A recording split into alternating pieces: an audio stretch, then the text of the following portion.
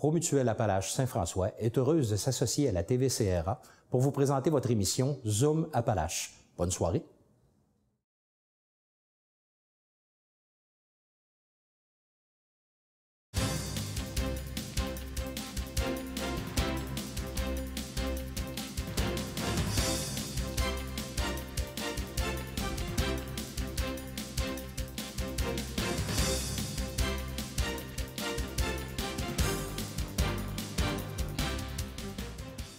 Bonjour, mon nom est Maurice Grégoire et dans le cadre de l'émission Zoom Appalaches, nous recevons aujourd'hui M. Gilles Dostie, le président du Conseil des aînés et des retraités de la MRC des Appalaches. Bonjour, M. Grégoire. Bonjour, Gilles. Alors, M. Dostie, récemment, soit le 4 novembre 2015, le Conseil des aînés et des retraités de la MRC des Appalaches tenait sa rencontre annuelle qui comprenait une présentation des productions ainsi que l'Assemblée générale annuelle. Est-ce que vous aviez une assistance satisfaisante? Oui. Dans un premier temps, j'aimerais, M. Grégoire, vous dire que l'Assemblée générale, l'importance que j'y donne, moi, c'est qu'on dit à nos membres tout ce qu'on a fait durant l'année. Les bons coups, les coups les plus difficiles, parce que dans une année, il y a les coups les plus difficiles, sont les coups monétaires, mais les coups les plus faciles, ce sont ce que vous écrivez dans les journaux, c'est-à-dire notre belle vie et notre génération plus en Appalaches, 50 ans plus en Appalaches. Ensuite de ça, lors de l'Assemblée générale, j'ai remarqué que notre ami, M. Paul Vachon, le préfet de la MRC, était présent, le maire de Thetford, M. Alexandre Brousseau aussi, ainsi que Mme Denise P. Bergeron, qui, je pense, au Conseil de ville, représente les aînés. Et elle était présente aussi, de même que plusieurs organismes. Pour une année, cette année qui a été, pour nous, assez chargée, j'étais content et très heureux de l'assistance qu'on a eue à cette réunion. Bon. Alors, dans cette rencontre-là, la première partie était consacrée à la présentation des productions du Conseil des aînés et des retraités de la MRC d'Appalaches, qui ont eu lieu au cours des 15 derniers mois. Est-ce que vous pouvez nous en parler de ces diverses productions? Oui. Premièrement, le bulletin de Génération Plus des 50 ans en Appalaches est devenu une nécessité dans la région. Ça devient un bulletin d'information et en même temps, le comité qui dirige ce bulletin-là, à chaque 2 ou 3 parutions, parle d'un des organismes membres du Conseil des aînés. Et je pense que c'est un avantage de faire connaître ces organismes-là. Et en même temps, ça montre à ceux qui ne sont pas membres chez nous l'ouverture qu'on a versus nos membres. Parce que nos membres, ils deviennent très importants. Ensuite de ça, vous avez le magazine Belle Vie, Génération Plus, qui paraît une fois par année, en septembre, qui est devenu, je vous dirais, une marque de commerce pour le Conseil des aînés et pour ceux qui y travaillent aussi, parce que les gens y mettent beaucoup d'ouvrages, beaucoup de cœur, beaucoup de recherche. Cette année, on a axé sur le logement, avec beaucoup de trucs, et aussi sur le logement, mais ça faisait référence aussi aux conférences qui sont données dans le milieu, offertes par M. Stéphane Marcoux du CISSS et M. Maurice Boulet du Conseil des aînés. Dans un troisième temps, on a eu le carnet des municipalités, carnet qui s'est complété en 2015, qui avait débuté en 2014 ou fin 2013 avec Mme Marcelle Paradis et qui a été transmis à Mme Carole Roy. Et puis, elle a travaillé avec les régions. Il y a 4 régions sur 5 qui ont produit un petit carnet. Dans le fond, c'est un résumé du guide des services, mais pour les régions spécifiques. C'est un beau petit carnet de poche qui traîne avec eux et ils ont tout ce qu'il faut dedans pour, s'ils ont des urgences, s'ils ont des attentes de certains organismes, ils peuvent communiquer avec eux, mais spécifiques à leur région. Ensuite de ça, il y a eu les fameux 3 documents majeurs. Il y a eu le répertoire de services qui a été refait, que vous avez entre les mains, qui a été refait parce qu'il y avait tous les numéros de téléphone, les organismes les changent et si on ne fait pas une révision, bien, les gens ne peuvent plus appeler là parce que les numéros sont désuets ou l'attente, elle est longue. Excusez. Il y a eu le guide des proches aidants qui a été refait. Il y avait besoin d'être rafraîchi. Et une équipe a travaillé là-dessus pour le mettre à jour, en faisant encore beaucoup de recherches et l'adapter au prochain an. Et vous avez le manuel de fin de vie qui a été travaillé. Il est neuf, celui-là. Il est complètement neuf, travaillé avec la collaboration d'Herveline Gay et de Mme Marie-Ève Nadeau du CLSC. Et c'est un document qui devient très important pour les gens qui ont à œuvrer comme Albatros, comme Cancer et Vie, qui ont à travailler avec ces gens-là. Autrement dit, le Conseil n'a pas chômé. Cette année, non. Je vais vous dire qu'on en a eu plein nos bottes cette année. Excusez l'expression. Et vous avez aussi offert des conférences. Est-ce que vous pouvez nous en parler de ces conférences qui ont été... Oui. Cette année, il y a eu 4 conférences, je pense. Il y en a eu 2 au printemps. Et il y en a eu 2 récemment à l'automne, une à Black Lake et une à Thetford, ici, à l'ITA, à la Maison de la Culture. Ce sont des conférences sur se loger en situation de vieillissement. Les gens qui pensent s'en aller en résidence, c'est une bonne conférence pour les aider à se préparer, leur donner des outils nécessaires, comment travailler avec ces gens-là qui s'occupent de résidence. Et les trucs qu'ils viennent chercher, bien, ils leur sont utiles dans la vie. Et je crois, de par l'assistance que ces gens-là ont eue à ces conférences-là, on en retrouve une très, très grande utilité. Un beau document de référence pour les gens. D'accord. Est-ce que ces conférences-là sont encore disponibles? Oui, ils s'adressent au Conseil des aînés ou au CISSS, à M. Stéphane Marcoux. Et on organise des conférences au moment voulu par les gens et selon aussi la disponibilité des orateurs. D'accord. Alors, on vient de parler des publications. Oui. Ces publications-là ont demandé beaucoup d'énergie. Vous aviez sûrement des collaborateurs, des gens ou des organismes qui ont été impliqués. À l'intérieur, oui, bien sûr. À l'intérieur du Conseil des aînés, on a un comité d'information qui est formé de vous, M. Grégoire, de Maurice Boulet, de Mario Dufresne, qui travaille à D'Homme à Homme, un ancien journaliste, un gars qui fait une très belle job. Et moi, j'y suis comme représentant du Conseil des aînés. Et il y a aussi, à l'occasion, Mme Cahouette, Marie-Claude Cahouette, qui s'est jointe au comité. Mais cette année, pour des raisons XY, elle n'a pas pu être présente à plusieurs réunions, mais elle fait partie toujours du comité. Et je vais vous dire que le maître d'œuvre du Bellevie, c'est M. Maurice Boulet. D'écrire M. Maurice Boulet, je pense que les mots qui sont plus pratiques pour lui, c'est un bourreau de travail. Et il est toujours accompagné par son épouse qui lui sert de secrétaire. Puis des fois, on la plaint. Excusez, mais c'est une petite farce en passant, mais elle travaille très fort. Et cette année, par la chance, on a eu un budget de Revenu Canada pour engager une secrétaire.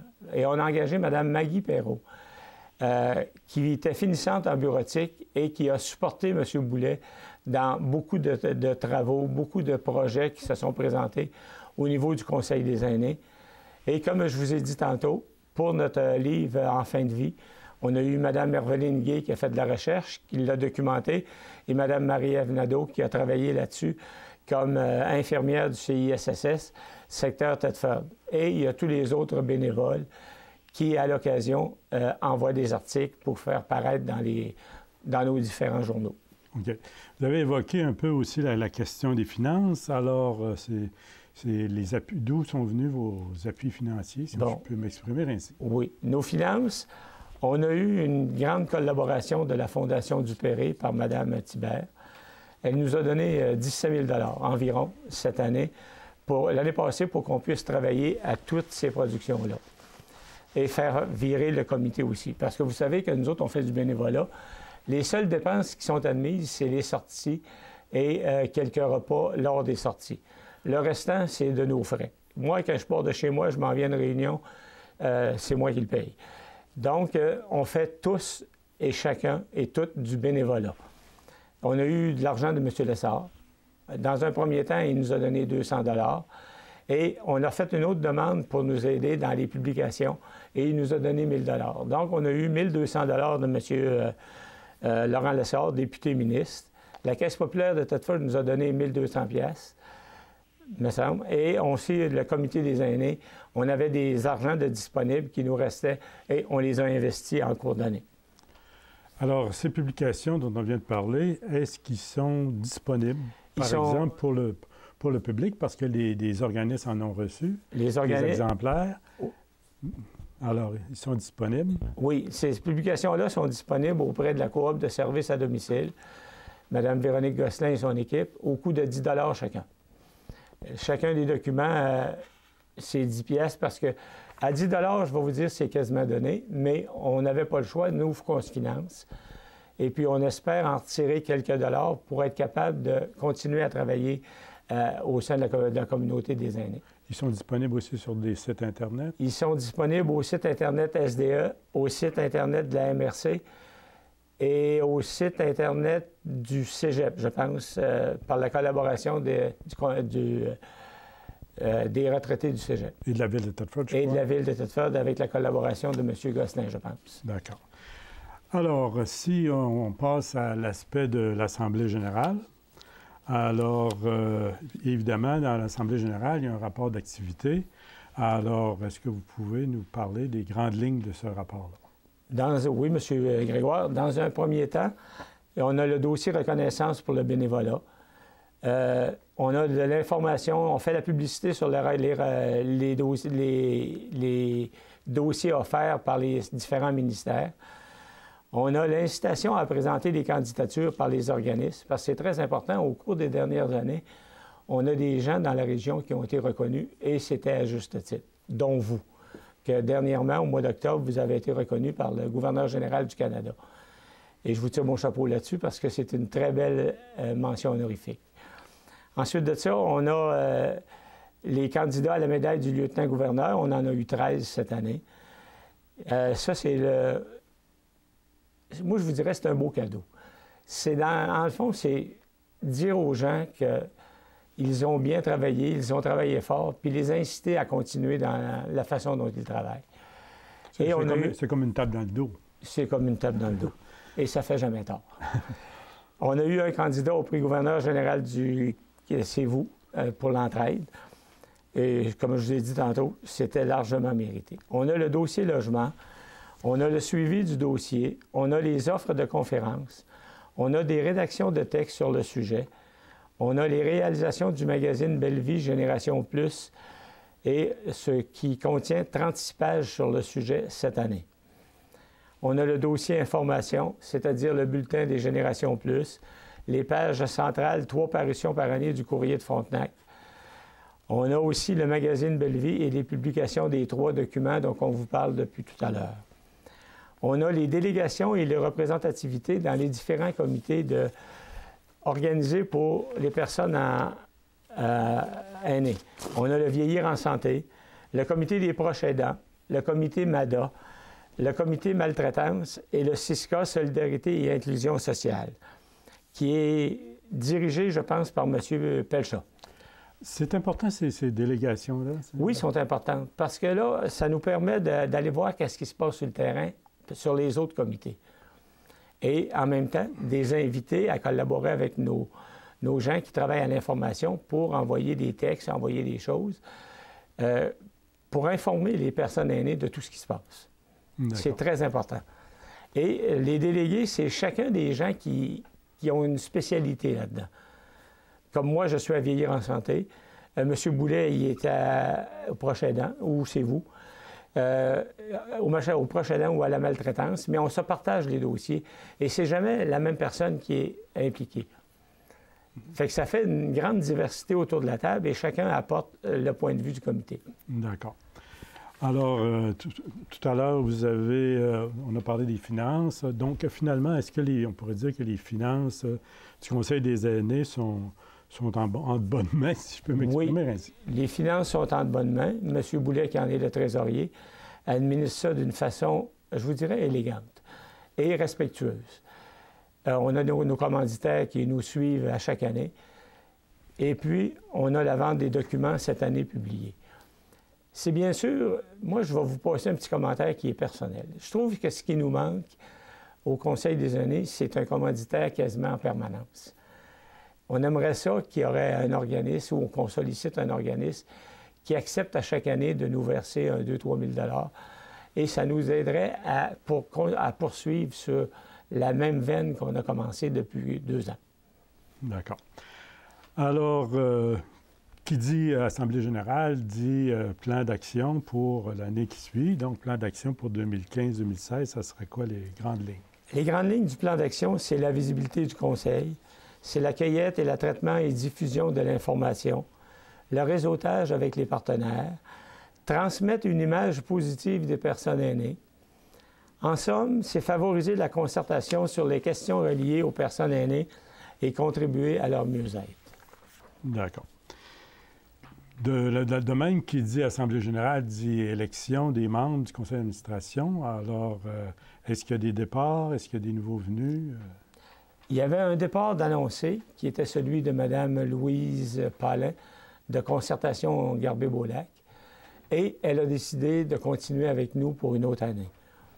Compte tenu de ses responsabilités dans son créneau, elle a trouvé du temps pour nous consacrer pour une autre année. On a 2 nouveaux venus cette année. On a M. Jean Cadorette qui représente l'ITA et on a M. Richard Fortier de l'AVA qui est de retour avec nous cette année. Et nous sommes très heureux d'avoir ces personnes-là. C'est des personnes qui sont riches en expérience, des personnes qui vont partager avec les gens du Conseil leurs idées et nous aider à continuer à bien fonctionner dans le Conseil.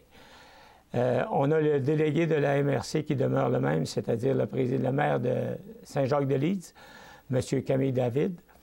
Et les autres membres du comité sont M. Maurice Boulet, M. Maurice Grégoire, M. Mario Dufresne, M. Normand Vachon. Normand Vachon, c'est un monsieur qui était, je pense, psychologue à l'hôpital. Et lui aussi, il apporte sa très grande utilité, sa très grande collaboration au comité. Et j'ai moi-même que je me joins à ces gens-là. Il reste un poste vacant, mais avec le retour de Mme Paulin, je pense que ça vient compléter le conseil des aînés. Il va être complet pour la prochaine année. D'accord. Alors, mais le partage des tâches n'est pas encore fait, ça sera prochainement. Oui, le partage des tâches va se faire au courant de la semaine prochaine. Cette semaine, nos gens sont occupés, mais la semaine prochaine, à partir de lundi, on va faire, soit lundi ou mardi, on va faire une réunion générale. Et là, on va se partager les tâches à l'intérieur du comité. D'accord. Faisons une parenthèse sur un événement récent qui était le 6 novembre, vendredi dernier, le 6 novembre. Donc, avec la collaboration de la REC secteur amiante, vous avez présenté la conférence « Mourir dans la dignité » avec Mme Véronique Yvon, qui est députée de Joliette à l'Assemblée nationale. Est-ce que vous pouvez nous en dire quelques mots? Les quelques mots que je peux vous dire, c'est qu'on a eu une assistance magnifique. Avec la collaboration de la REC et le Conseil des aînés et toute la publicité qui a été faite là-dessus, les gens se sont déplacés en grand nombre. Je vous dirais qu'on a accueilli environ 160 personnes. Grosso modo, là, c'est peut-être 150, c'est peut-être 160, mais environ. Mais ce fut une conférence magnifique. Madame Yvon, elle a donné une interlocutrice attentive, dévouée. Elle a présenté ce dossier-là non pas comme une avocate et non pas comme un député, mais on aurait dit qu'elle faisait partie du comité sur la santé gouvernementale. Je vais vous dire, elle a attiré l'attention des gens. Elle était convaincue et convaincante. Et je pense que la majorité des gens qui y ont assisté étaient très heureux de cette conférence-là. Elle est venue expliquer la loi 52, le processus qui a mené à cette loi-là, de A à Z, et tous les embranchements qu'il va y avoir face à ça. Mourir dans la dignité, qu'est-ce que ça comprend? Ça comprend de certains documents que les gens vont avoir à signer, etc., etc. Mais ce fut une conférence, je vous dirais, des plus intéressantes. Est-ce qu'il y a eu des questions? Est-ce qu'il y a eu des... Il y a eu une période de questions plusieurs questions. Ça a duré, je pense, pas loin d'une 30aine de minutes. sur le sujet et surtout sur certains documents que les gens vont avoir à produire pour accéder à ces services-là. C'est un sujet d'actualité, mais est-ce que la loi n'est pas en vigueur encore? La loi est en vigueur, je pense, depuis 2014, juin 2014, parce qu'ils avaient travaillé là-dessus, eux autres, et le gouvernement a déclenché des élections. Et le gouvernement élu, qui n'était pas celui de Mme Yvon, a repris le dossier après les élections et ils l'ont adopté en loi numéro 2, je pense, qui était au départ la loi 52, qui est devenue la loi 2, je pense, en juin 2014 ou 2015. OK. Mais est-ce qu'on peut appliquer ça maintenant ou si ça va aller en décembre? Ça va aller en décembre. Okay. Officiellement, ça va aller au milieu de décembre. La loi va s'appliquer à partir de ce moment-là. Et puis, je pense qu'il va y avoir beaucoup d'investissements de certaines gens dans ce dossier-là, mais c'est un dossier tellement important. D'accord. Alors, donc, c'était une collaboration avec la REC secteur amiante. Est-ce qu'il y aura d'autres collaborations possibles? Et c'est à espérer. Les collaborations, je trouve qu'ils sont enrichissantes et ils sont vraiment fructueuses pour la population. Bon, alors, merci beaucoup, M. Dasty. Ça fait plaisir. Ça a été un bon tour de table au sujet de ce qui s'est passé à l'Assemblée générale et à la rencontre annuelle du 4 novembre dernier. Merci et à la prochaine.